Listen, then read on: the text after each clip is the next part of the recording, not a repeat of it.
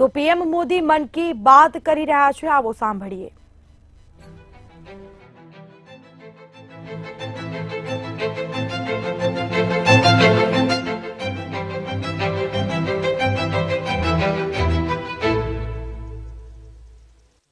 मेरे प्यारे देशवासियों, नमस्कार। मन की बात यानी देश के सामूहिक प्रयासों की बात, देश की उपलब्धियों की बात, जन जन के सामर्थ्य की बात। मन की बात यानी देश के युवा सपनों, देश के नागरिकों की आकांक्षाओं की बात। मैं पूरे महीने मन की बात का इंतजार करता रहता हूं ताकि आपसे सीधा संवाद कर सकूं। कितने ही सारे संदेश, कितने ही मैसेजेस। मेरा पूरा प्रयास रहता है कि ज्यादा से ज्यादा संदेश को पढूं, आपके सुझावों पर मंथन करूं। साथियों, आज बड़ा ही खास दिन है। आज एनसीसी दिवस है। एनसीसी का नाम सामने आते ही हमें स्कूल कॉलेज के दिन याद आ जाते हैं। मैं स्वयं भी एनसीसी कैडेट रहा हूं, इसलिए पूरे विश्वास के साथ कह सकता हूं कि इससे मिला अनुभव मेरे लिए अनमोल है। एनसीसी युवाओं में अनुशासन, नेतृत्व और सेवा की भावना पैदा करती है। आपने अपने आसपास देखा होगा, जब भी कहीं कोई आपदा होती है, चाहे बाढ़ की स्थिति हो, कहीं भूकंप आया हो, कोई हादसा हुआ हो, वहां मदद करने के लिए एनसीसी के कैडेट्स जरूर मौजूद हो जाते हैं। आज देश में एनसीसी को मजबूत करने के लिए लगातार काम हो रहा है। 2014 में करीब 14 लाख युवा एनसीसी से जुड़े थे। अब 2024 में 20 लाख से ज्यादा युवा एनसीसी से जुड़े हैं। पहले के मुकाबले 5,000 और नए स्कूल कॉलेजों में अब एनसीसी की सुविधा हो गई है। और सबसे बड़ी बात, पहले एनसीसी में गर्ल्स कैडेट्स की संख्या करीब 25% के आसपास ही होती थी। अब एनसीसी में गर्ल्स कैडेट्स की संख्या करीब करीब 40% हो गई है। बॉर्डर किनारे रहने वाले युवाओं को ज्यादा से ज्यादा एनसीसी से जोड़ने का अभियान भी लगातार जारी है। मैं युवाओं से आग्रह करूंगा कि ज्यादा से ज्यादा संख्या में एनसीसी से जुड़े। आप देखिएगा, आप किसी भी कैरियर में जाए, एनसीसी से आपके व्यक्तित्व निर्माण में बड़ी मदद मिलेगी। साथियों, विकसित भारत के निर्माण में युवाओं का रोल बहुत बड़ा है। युवा मन जब एकजुट होकर देश की आगे की यात्रा के लिए मंथन करते हैं, चिंतन करते हैं, तो निश्चित रूप से इसके ठोस रास्ते निकलते हैं। आप जानते हैं, 12 जनवरी को स्वामी विवेकानंद जी की जयंती पर देश युवा दिवस मनाता है। अगले साल स्वामी विवेकानंद जी की 162वीं जयंती है। इस बार इसे बहुत खास तरीके से मनाया जाएगा। इस अवसर पर 11-12 जनवरी को दिल्ली के भारत मंडपम में युवा विचारों का महाकुंभ होने जा रहा है। और इस पहल का नाम है Viksit Bharat young leaders dialogue. Bharat भर से करोड़ों युवा इसमें भाग लेंगे। गांव, ब्लॉक, जिले, राज्य और वहां से निकलकर के चुने हुए ऐसे 2000 युवा भारत मंडपम में विकसित भारत यंग लीडर्स डायलॉग के लिए जुटेंगे। आपको याद होगा, मैंने लाल किले की प्राचीर से ऐसे युवाओं से राजनीति में आने का आह्वान किया है जिनके परिवार का कोई भी व्यक्ति और पूरे परिवार का पॉलिटिकल बैकग्राउंड नहीं है, ऐसे 1 लाख युवाओं को, नए युवाओं को राजनीति से जोड़ने के लिए देश में कई तरह के विशेष अभियान चलेंगे। विकसित भारत यंग लीडर्स डायलॉग भी ऐसा ही एक प्रयास है। इसमें देश और विदेश से एक्सपर्ट्स आएंगे, अनेक राष्ट्रीय और अंतर्राष्ट्रीय हस्तियां भी रहेगी। मैं भी इसमें ज्यादा से ज्यादा समय उपस्थित रहूंगा। युवाओं के सीधे हमारे सामने अपने आइडियाज को रखने का अवसर मिलेगा। देश इन आइडियाज को कैसे आगे लेकर जा सकता है, कैसे एक ठोस रोडमैप बन सकता है, इसका एक ब्लूप्रिंट तैयार किया जाएगा। तो आप भी तैयार हो जाइए। जो भारत के भविष्य का निर्माण करने वाले हैं, जो देश की भावी पीढ़ी है, उनके लिए ये बहुत बड़ा मौका आ रहा है। आइए मिलकर देश बनाएं, देश को विकसित बनाएं। मेरे प्यारे देशवासियों, मन की बात में हम अक्सर ऐसे युवाओं की चर्चा करते हैं जो निस्वार्थ भाव से समाज के लिए काम कर रहे हैं। ऐसे कितने ही युवा हैं जो लोगों की छोटी छोटी समस्याओं का समाधान निकालने में जुटे हैं। हम अपने आसपास देखें तो कितने ही लोग दिख जाते हैं जिन्हें किसी न किसी तरह की मदद चाहिए, कोई जानकारी चाहिए। मुझे ये जानकर अच्छा लगा, कुछ युवाओं ने समूह बनाकर इस तरह की बात को भी एड्रेस किया है। जैसे लखनऊ के रहने वाले वीरेंद्र हैं, वो बुजुर्गों को डिजिटल लाइफ सर्टिफिकेट के काम में मदद करते हैं।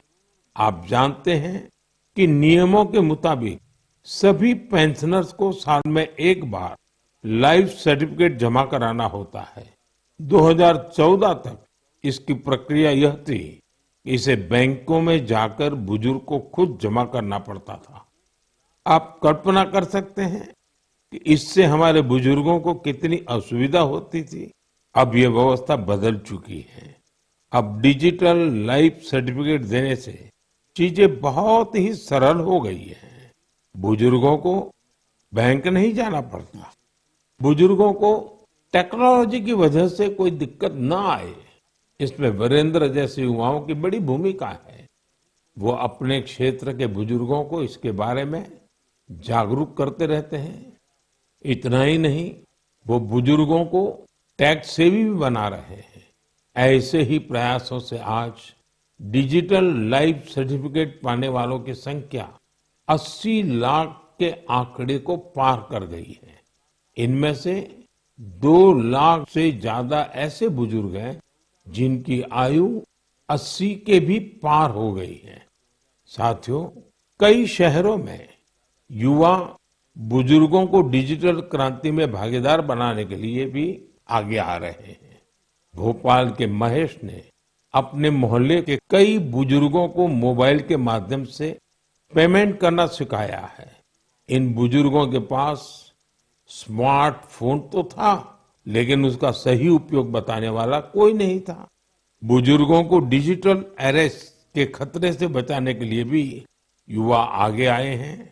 अहमदाबाद के राजीव लोगों को डिजिटल अरेस्ट के खतरे से आगाह करते हैं। मैंने मन की बात के पिछले एपिसोड में डिजिटल अरेस्ट की चर्चा की थी। इस तरह के अपराध के सबसे ज्यादा शिकार बुजुर्ग ही बनते हैं। ऐसे में हमारा दायित्व है कि हम उन्हें जागरूक बनाएं और साइबर फ्रॉड से बचने में मदद करें। हमें बार बार लोगों को समझाना होगा कि डिजिटल अरेस्ट नाम का सरकार में कोई भी प्रावधान नहीं है। ये सरासर झूठ, लोगों को फंसाने का एक षड्यंत्र है। मुझे खुशी है कि हमारे युवा साथी इस काम में पूरी संवेदनशीलता से हिस्सा ले रहे हैं और दूसरों को भी प्रेरित कर रहे हैं। मेरे प्यारे देशवासियों, आजकल बच्चों की पढ़ाई को लेकर कई तरह के प्रयोग हो रहे हैं। कोशिश यही है कि हमारे बच्चों में क्रिएटिविटी और बढ़े, किताबों के लिए उनमें प्रेम और बढ़े। कहते भी हैं, किताबें इंसान की सबसे अच्छी दोस्त होती हैं। और अब इस दोस्ती को मजबूत करने के लिए लाइब्रेरी से ज्यादा अच्छी जगह और क्या होगी। मैं चेन्नई का एक उदाहरण आपसे शेयर करना चाहता हूं। यहाँ बच्चों के लिए एक ऐसी लाइब्रेरी तैयार की गई है जो क्रिएटिविटी और लर्निंग का हब बन चुकी है। इसे प्रकृत अरिवगम के नाम से जाना जाता है। इस लाइब्रेरी का आइडिया टेक्नोलॉजी की दुनिया से जुड़े श्रीराम गोपालन जी की देन है। विदेश में अपने काम के दौरान वे लेटेस्ट टेक्नोलॉजी की दुनिया से जुड़े रहे, लेकिन वो बच्चों में पढ़ने और सीखने की आदत विकसित करने के बारे में भी सोचते रहे। भारत लौटकर उन्होंने प्रकृत अरिवगम को तैयार किया। इसमें 3000 से अधिक किताबें हैं जिन्हें पढ़ने के लिए बच्चों में होड़ लगी रहती है। किताबों के अलावा इस लाइब्रेरी में होने वाली कई तरह की एक्टिविटीज भी बच्चों को लुभाती है। स्टोरी टेलिंग सेशन हो, आर्ट वर्कशॉप्स हो, memory training classes, robotics lesson या फिर पब्लिक स्पीकिंग, क्या हर किसी के लिए कुछ न कुछ जरूर है जो उन्हें पसंद आता है। साथियों, हैदराबाद में फूड फॉर थॉट फाउंडेशन ने भी कई शानदार लाइब्रेरीज बनाई है। इनका भी प्रयास यही है कि बच्चों को ज्यादा से ज्यादा विषयों पर ठोस जानकारी के साथ पढ़ने के लिए किताबें मिले। बिहार में गोपालगंज के प्रयोग लाइब्रेरी की चर्चा तो आसपास के कई शहरों में होने लगी है। इस लाइब्रेरी से करीब 12 गांवों के युवाओं को किताबें पढ़ने की सुविधा मिलने लगी है। साथ ही ये लाइब्रेरी पढ़ाई में मदद करने वाली दूसरी जरूरी सुविधाएं भी उपलब्ध करा रही है। कुछ लाइब्रेरीज तो ऐसी हैं जो प्रतियोगी परीक्षाओं की तैयारी में स्टूडेंट्स के बहुत काम आ रही है।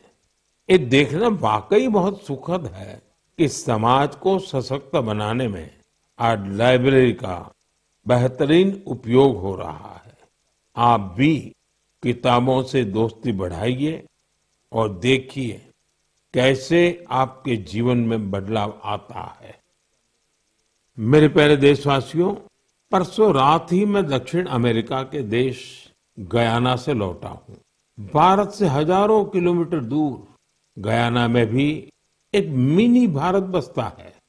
आज से लगभग 180 वर्ष पहले गयाना में भारत के लोगों को खेतों में मजदूरी के लिए, दूसरे कामों के लिए ले जाया गया था। आज गयाना में भारतीय मूल के लोग राजनीति, व्यापार, शिक्षा और संस्कृति के हर क्षेत्र में गयाना का नेतृत्व कर रहे हैं। गयाना के राष्ट्रपति डॉक्टर इरफान अली भी भारतीय मूल के हैं, जो अपनी भारतीय विरासत पर गर्व करते हैं। जब मैं गयाना में था, तभी मेरे मन में एक विचार आया था, जो मैं मन की बात में आपसे शेयर कर रहा हूं। गयाना की तरह ही दुनिया के दर्जनों देशों में लाखों की संख्या में भारतीय हैं। दशकों पहले की, 200-300 साल पहले की उनके पूर्वजों की अपनी कहानियां हैं।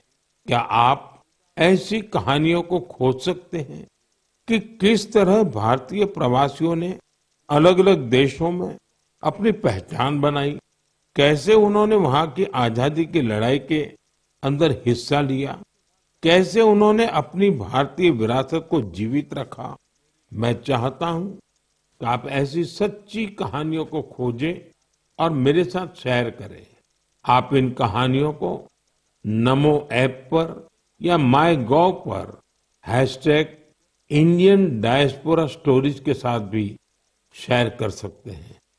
साथियों, आपको ओमान में चल रहा एक एक्स्ट्रा ऑर्डिनरी प्रोजेक्ट भी बहुत दिलचस्प लगेगा।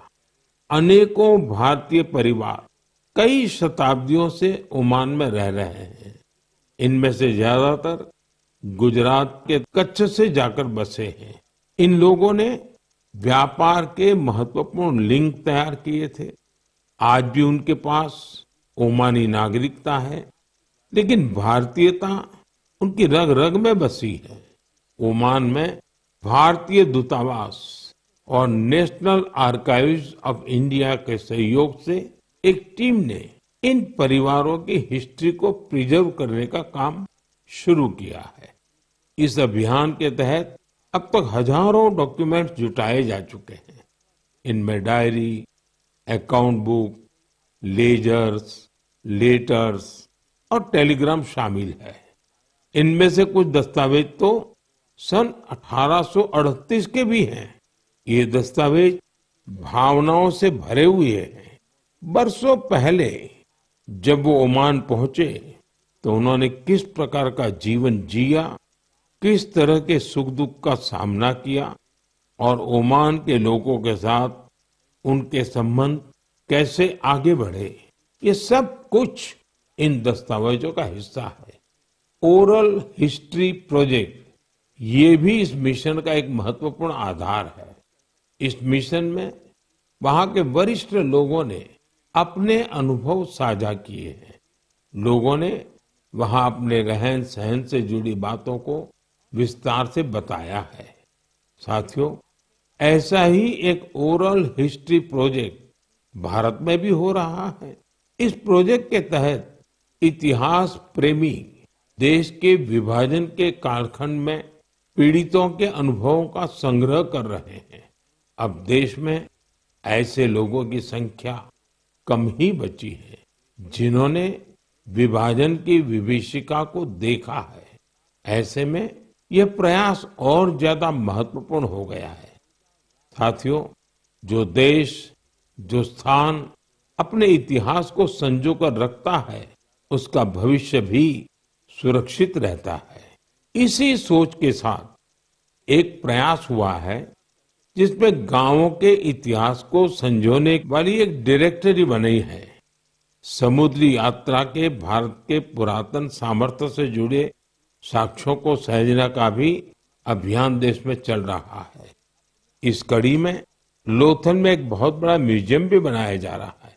इसके अलावा आपके संज्ञान में कोई मैन्युस्क्रिप्ट हो, कोई ऐतिहासिक दस्तावेज हो, कोई हस्तलिखित प्रत हो, तो उसे भी आप नेशनल आर्काइव्स ऑफ इंडिया की मदद से सहेज सकते हैं। साथियों, मुझे स्लोवाकिया में हो रहे ऐसे ही एक और प्रयास के बारे में पता चला है जो हमारी संस्कृति को संरक्षित करने और उसे आगे बढ़ाने से जुड़ा है। यहाँ पहली बार स्लोवाक लैंग्वेज में हमारे उपनिषदों का अनुवाद किया गया है।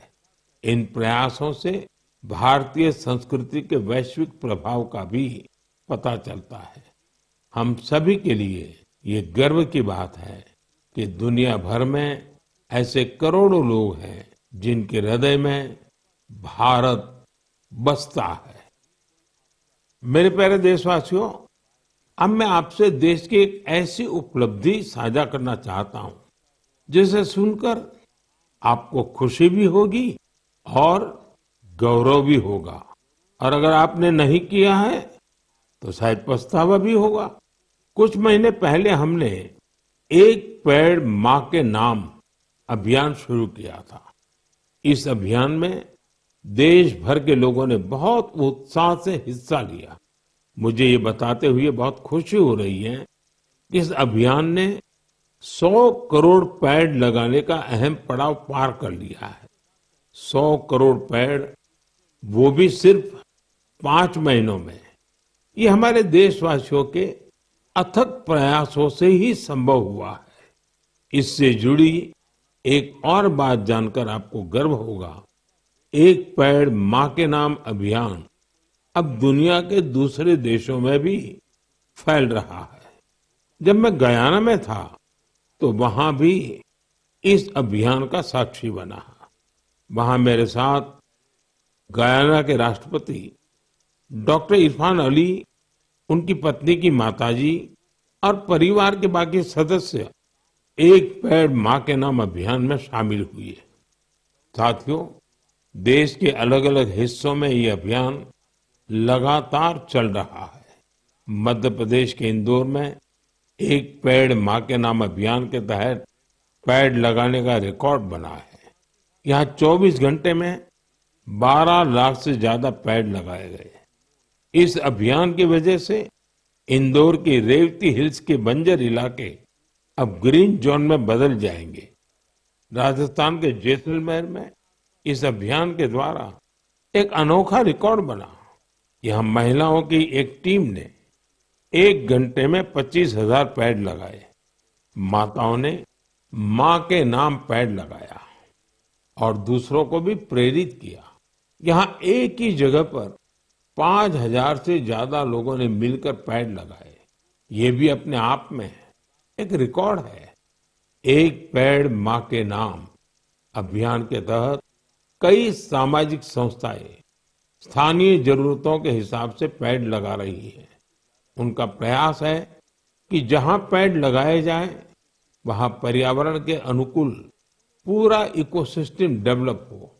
इसलिए ये संस्थाएं कई औषधीय पौधे लगा रही हैं, तो कहीं चिड़ियों का बसेरा बनाने के लिए पेड़ लगा रही है।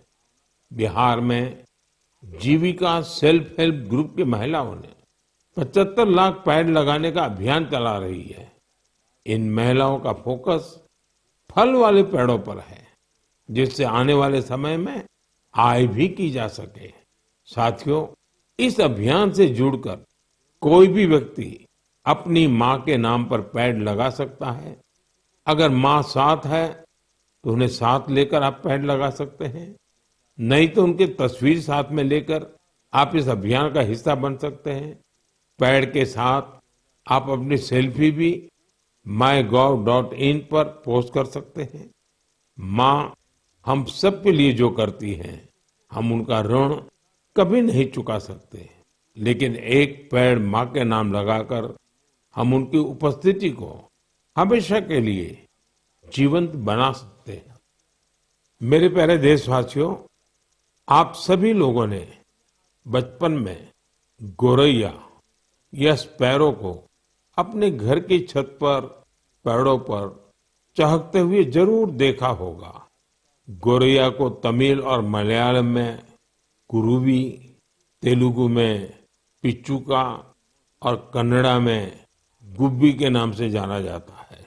हर भाषा संस्कृति में गोरैया को लेकर किस्से कहानी सुनाए जाते हैं।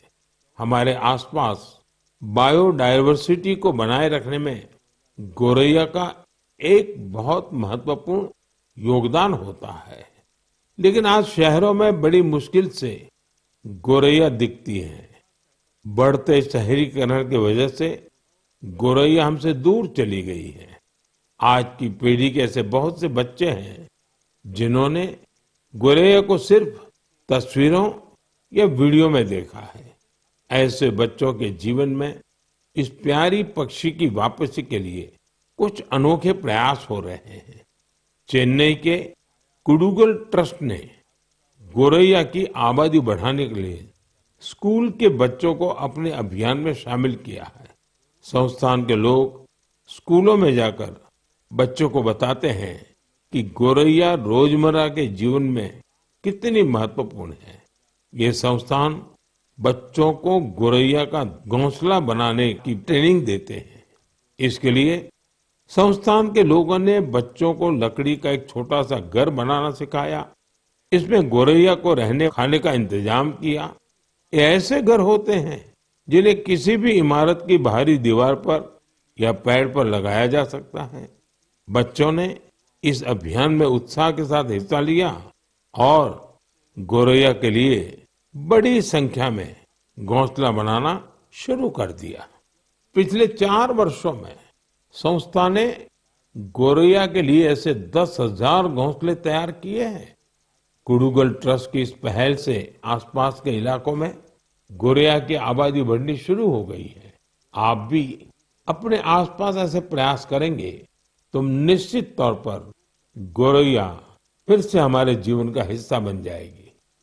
साथियों, कर्नाटका के मैसूरू की एक संस्था ने बच्चों के लिए अर्ली बर्ड नाम का अभियान शुरू किया है।